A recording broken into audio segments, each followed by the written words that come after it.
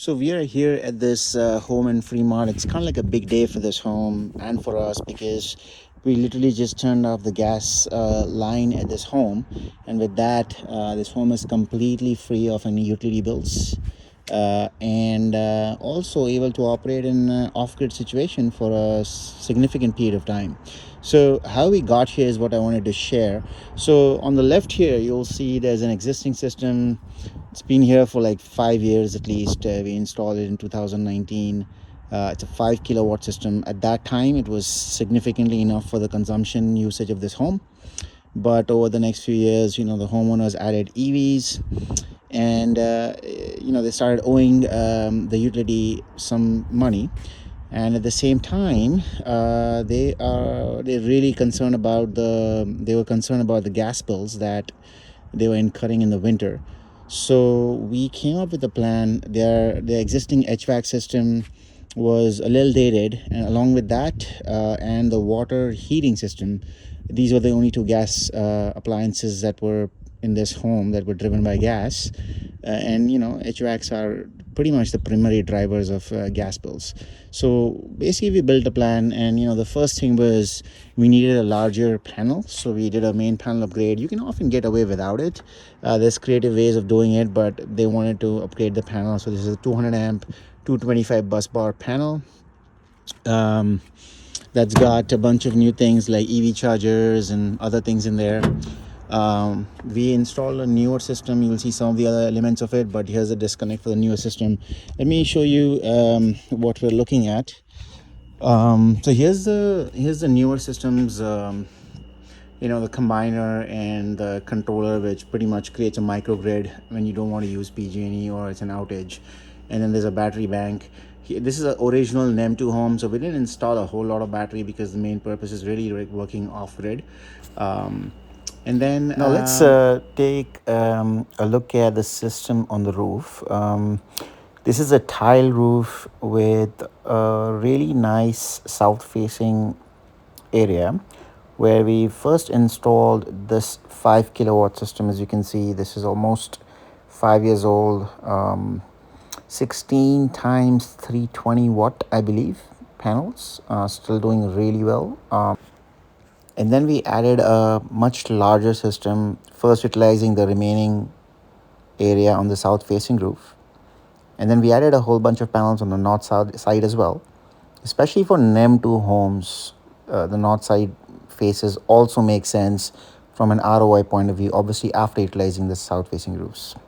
So that's a look at the system on the roof, the two systems on the roof.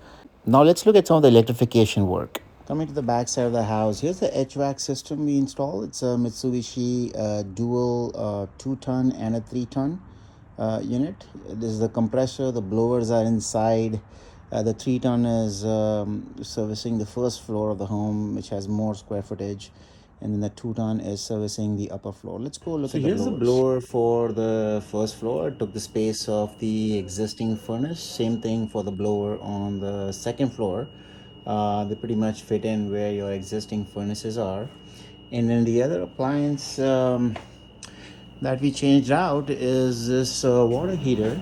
Here's the other device. This is the heat pump based water heater by Rheem. It's not a tankless one because the electrical technology on tankless heat pumps is not there yet, but very energy efficient. It's also an IoT.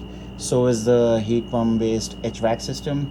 There's an all electric mode here as well where you can heat things up a lot faster, but it's very energy efficient. Fits in the exact same space where we had the original gas based water heater. As you can see, we turned off in there somewhere the gas outlet that was supplying gas to the old system. Used the same utility and hot and cold water outlets, ran an electric line, and this unit does not require any venting if installed in a garage. Only requires it when you have it installed in a closet of some sort. Now let's look at the gas usage data for the same home. We've pulled this from PG&E. Any homeowner can do that. It's through their portal. And we're looking at 3 years of data. As you can see, the last month was zero thumbs and $0 bill. But let's look at this data graphically, right? So first we'll look at the usage in terms of thumbs per month. This is 3 years of data all the way from Jan 21 to December 23. This home did not have an air conditioner for cooling during the summers before we installed the heat pump based HVAC. So the gas usage is pretty low in the summers, but it really shoots up in the winter. And so that's a pretty cyclical pattern. Gas usage has increased over time slightly. And as you can see all the way to the far right, once we install the system in mid-November, the November usage was a lot lower, and then it's expected to really start shooting up in November, in around October-November time, if you see the last year and the year before. But it ended up at around 0 for December. Now, looking at the same data from a billing point of view, in terms of the cost incurred, similar bars. One hidden trend here is that the bars are actually getting steeper and steeper, more than the slope that you see on the thumbs bar chart that you saw. That's because the PG&E gas rates have also gone up quite a bit.